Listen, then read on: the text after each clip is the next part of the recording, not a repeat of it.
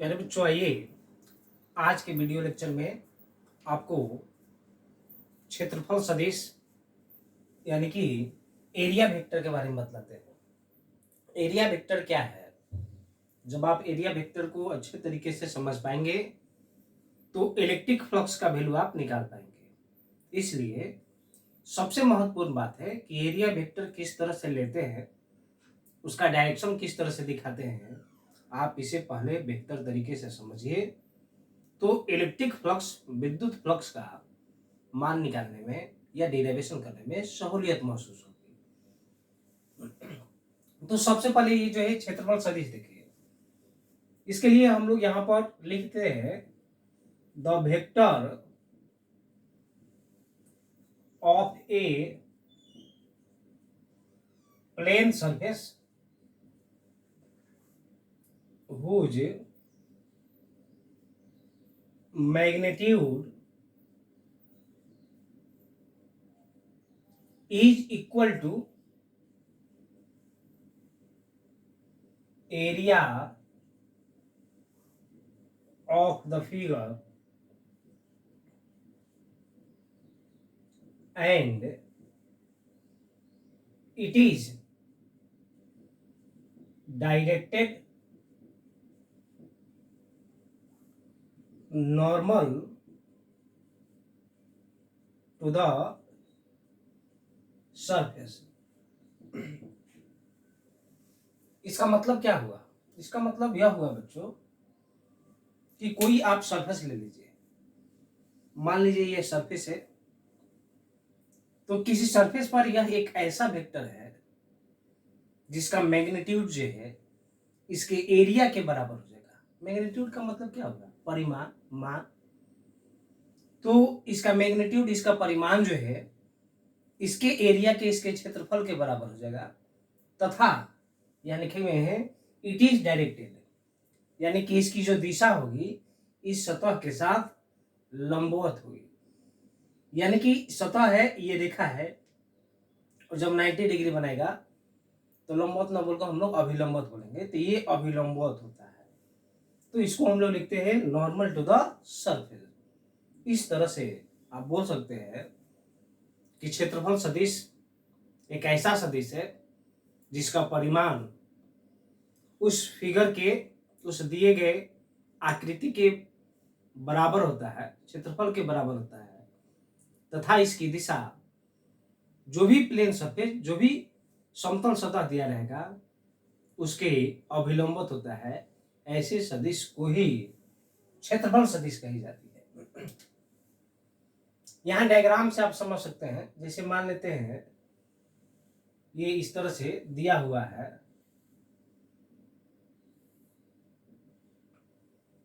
और इसका क्षेत्रफल मान लेते हैं ds।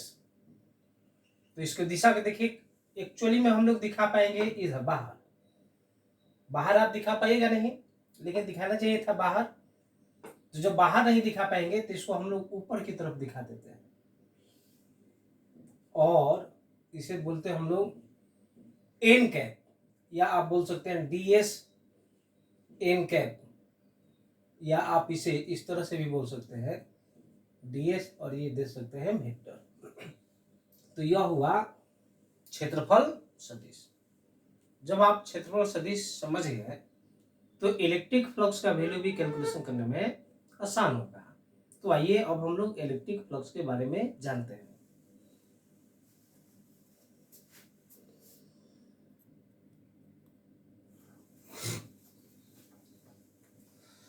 तो बच्चों आइए इलेक्ट्रिक फ्लक्स के बारे में आप समझाते हैं आपको। इलेक्ट्रिक फ्लक्स, विद्युत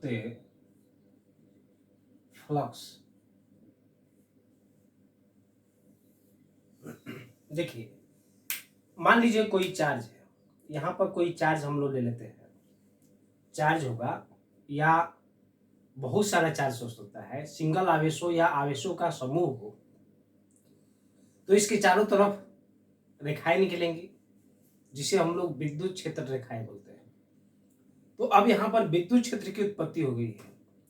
अब इस विद्युत क्षेत्र में मानते हैं कि यह एक समान विद्युत क्षेत्र है, उस विद्युत क्षेत्र में कोई बंद सतह ले लेते हैं।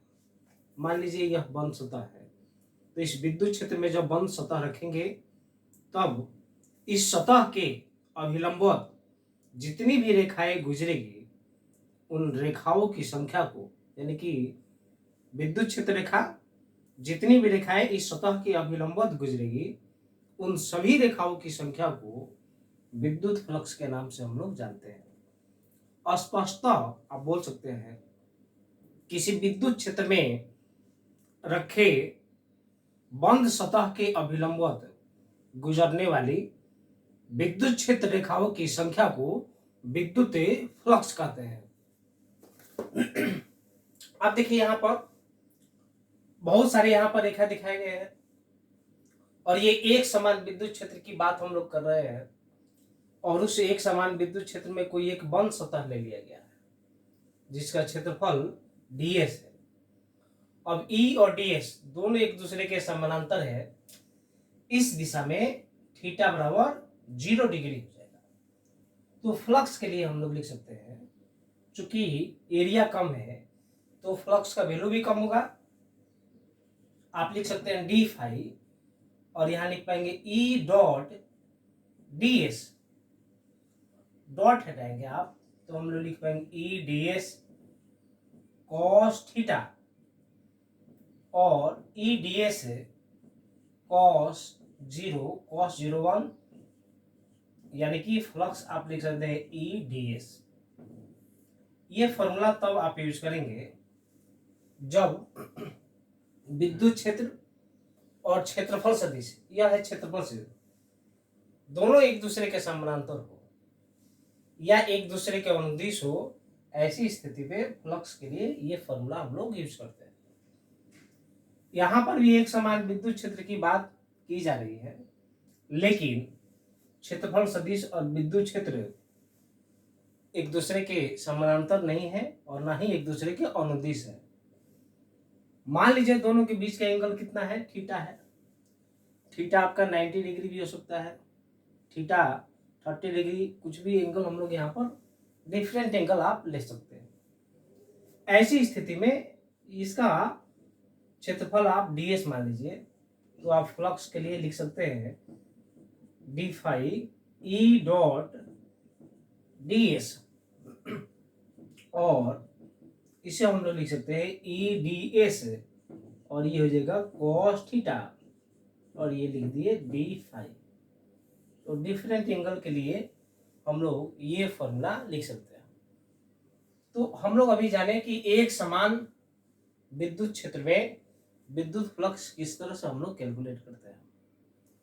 बच्चों, अगर विद्युत क्षेत्र एक समान न हो, विद्युत क्षेत्र असमान हो, ऐसी स्थिति में आप क्या करेंगे, विद्युत फ्लक्स किस तरह से निकालेंगे? आइए उसके बारे में भी आपको बताते हैं कि जब विद्युत क्षेत्र असमान हो तो विद्युत फ्लक्स किस तरह से हम लोग निकालेंगे।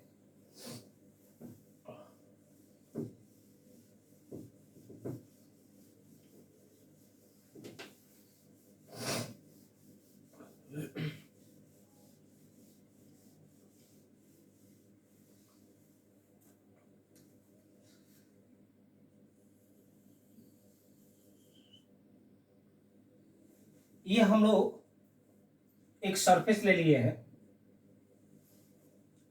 और यहां पर विद्युत जो क्षेत्र है असमान विद्युत क्षेत्र है। इसके पहले हम लोग एक समान विद्युत क्षेत्र में फ्लक्स का कैलकुलेशन कर रहे थे। जब असमान विद्युत क्षेत्र हो, ऐसी स्थिति में फ्लक्स आप किस तरह से कैलकुलेट करेंगे उसकी व्याख्या हम लोग करते हैं। ये कोई बंद सतह है और इसका क्षेत्रफल हम लोग मान लेते हैं s और असमान विद्युत क्षेत्र है, यानी कि कहीं पर E1, कहीं पर E2, कहीं पर E3, E4 dash dash dash, हर एक बिंदुओं पर जो है विद्युत क्षेत्र का मान अलग अलग होगा, तो उसे ही असमान विद्युत क्षेत्र हम लोग बोलते हैं। तो मान लीजिए कि विद्युत क्षेत्र E1 डिफरेंट अलग अलग बिंदुओं पर यह अलग अलग प्राप्त होता है और इस तरह से हम लोग मान लेते हैं ये E1 E2 E3 dash dash dash N बिंदुओं पर जो है अलग अलग विद्युत क्षेत्र इस तरह से हम लोग प्राप्त किए। और प्रत्येक बिंदु पर जहां पर E1 E2 E3 प्राप्त कर रहे हैं उस बिंदु पर एक छोटा सा हम लोग अल्पांश ले लेते हैं जिसके क्षेत्रफल को हम लोग डेल्टा एस से रिप्रेजेंट करते हैं। तो इसके रिस्पेक्ट में हम लोग क्षेत्रफल सदिश ले लेते हैं डेल्टा S1, उसी तरह से यहाँ ले लेते हैं डेल्टा S2, डेल्टा S3 और dash dash dash delta ASN, ये हो जाएगा आपका ASN। अब प्रत्येक बिंदु पर जो है यानी कि प्रत्येक जो स्मॉल एलिमेंट है, ये जो अल्पांश है, इससे संबंध फ्लक्स निकालते हैं।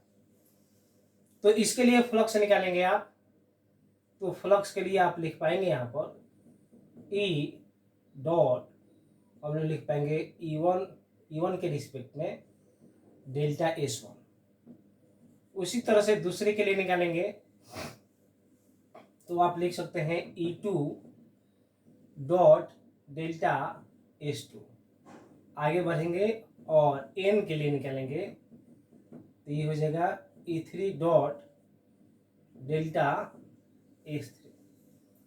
अब संपूर्ण सतह S के लिए फ्लक्स निकालते हैं तो फ्लक्स लिखेंगे आप फाई और ये सब को ऐड कर देंगे आप delta phi 1 delta phi 2 plus dash dash dash plus delta phi n।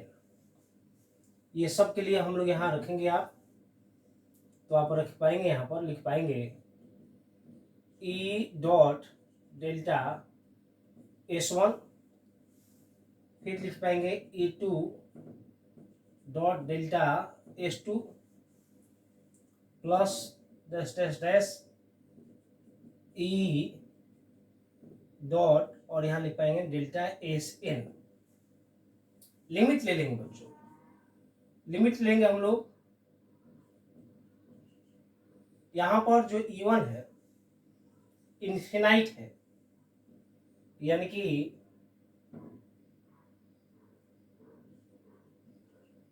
ये E टेंड्स टू हम लोग ले लेते हैं इन्फिनिटी।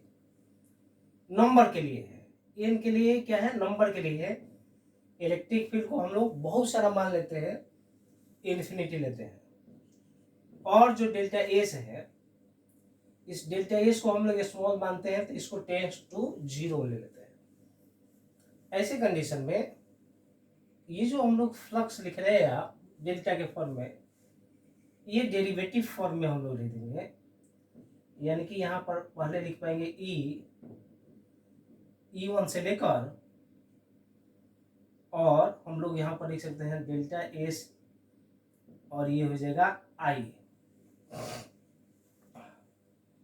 और हम लोग यहाँ पर I = 1 से लेकर कहाँ चले गए, n तक चले गए। सबको जब आप एक साथ लाएंगे तो हम लोग लिख सकते हैं E डॉट ds, और इस तरह से फ्लक्स का कैलकुलेशन हम लोग प्राप्त करते हैं। तो जब असमान विद्युत क्षेत्र हो, ऐसी स्थिति में फ्लक्स के लिए कैलकुलेशन इस फॉर्मूले के माध्यम से हम लोग करते हैं। तो इस वीडियो लेक्चर में आप क्षेत्रफल सदिश क्या है, एक समान विद्युत क्षेत्र में विद्युत फ्लक्स कैसे निकालेंगे और असमान विद्युत क्षेत्र में फ्लक्स कैसे निकालेंगे, इसके बारे में आप जानकारी प्राप्त किए।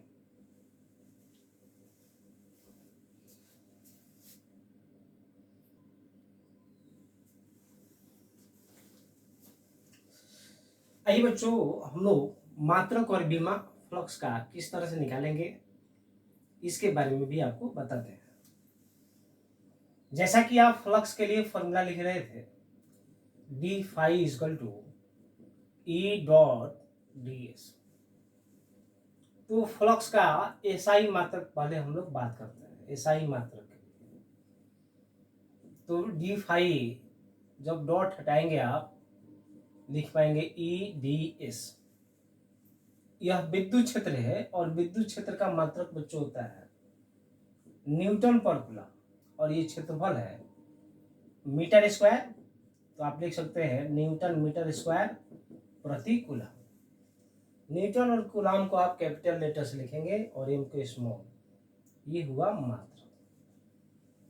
इसका दूसरा भी मात्रक आप लिख सकते हैं, जैसा कि आप लिख रहे हैं D5EDS, तो ये जो E है इसके लिए आप लिख सकते हैं वोल्ट प्रति metre. E equal to dV/dx। इस फॉर्मूले के आधार पर dV/dx, इसके आधार पर हम लोग जो है यहाँ माइनस लगाते हैं, ये लिख दिए वोल्ट प्रति मीटर। और क्षेत्रफल का मीटर स्क्वायर, 1 मीटर से 1 मीटर कैंसिल, तो इस जगह वोल्ट मीटर। ये क्या है? Volt meter. दो मात्रक हुआ, एक यह और दूसरा मात्रक हुआ यह। बीमा देखिए किस तरह से आप बीमा निकालेंगे विद्युत फ्लक्स का। फॉर्मूला है d∅E.ds।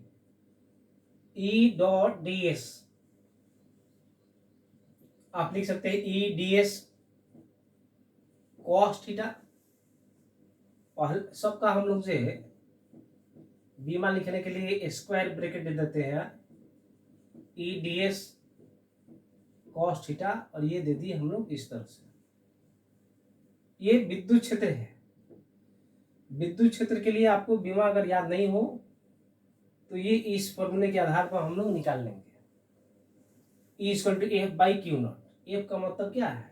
ml T⁻⁻²। चार्ज के लिए AT, क्षेत्रफल के लिए L स्क्वायर, और ये कुछ वैल्यू देगा cos थीटा। cos 30 डिग्री हो जाए तो cos 30 का वैल्यू क्या लिखेंगे? √3/2। cos 60 हो जाए तो उसका वैल्यू लिखेंगे आप क्या? 1/2। और 1/2 कुछ वैल्यू है, मान है, उसका बीमा नहीं होता है। यानी कि यह कांस्टेंट होता है, नियत होता है। अब इस सब को एक साथ लाएंगे आप, m, इन दोनों को लाएंगे, MLQ हो जाएगा। L वाला को एक साथ ला दिए, T ऊपर चला जाएगा, T⁻³ और A⁻⁻1। तो इस तरह से हम लोग बीमा भी प्राप्त करते हैं। आइए फ्लक्स पर आधारित एक क्वेश्चन को हम लोग सॉल्व करते हैं।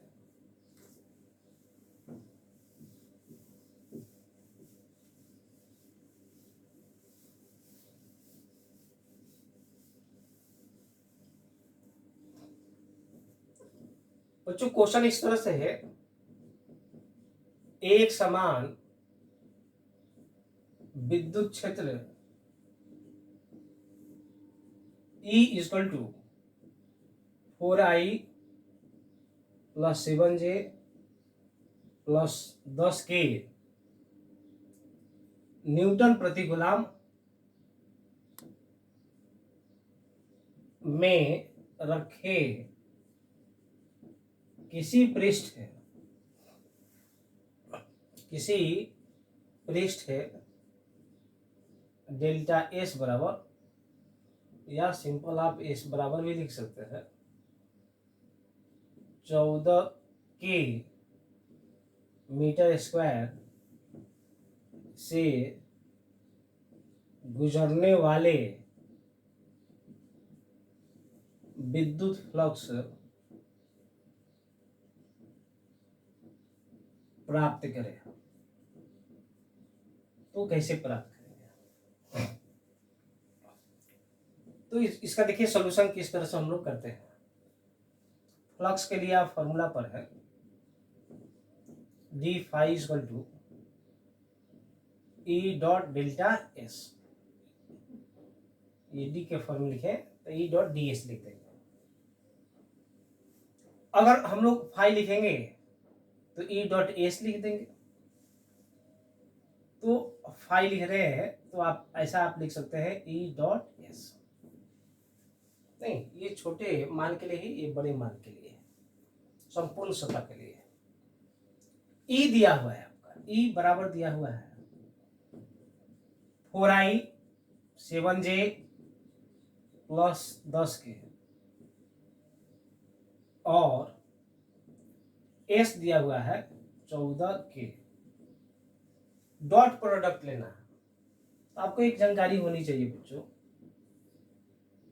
ये x इस तरफ y और ये z, ये i j और इस तरफ हम लोग लिखते हैं k। आपको याद रखनी है i dot I, j dot J, k dot के बराबर 1 होता है, और i dot J, j dot के और k डॉट आई बराबर 0 होता है। ये आपको जरूर याद रखनी है। तो यहां पर हम लोग देख रहे हैं स्वयं के यूनिट वेक्टर से मल्टीप्लाई किया जा रहा है, गुना किया जा रहा है तो 1, दूसरे से किया जा रहा है तो 0 आ रहा है। इसलिए k को k के साथ गुना करेंगे तो 1, बाकी दूसरे के साथ आप गुना करेंगे तो 0 आ जाएगा। तो आप फ्लक्स के लिए वैल्यू हम लोग लिख सकते हैं E डॉट एस 14 गुने 10, ये कितना आ जाएगा 140, और ये फ्लक्स का वैल्यू आप कैलकुलेट कर लिए हैं। तो इस तरह से हम लोग विद्युत फ्लक्स के आधार पर एक क्वेश्चन आपको सॉल्व किए। इस तरह से अगर वेक्टर फॉर्म में दिया हो तो क्वेश्चन को हम लोग ऐसे सॉल्व करते हैं।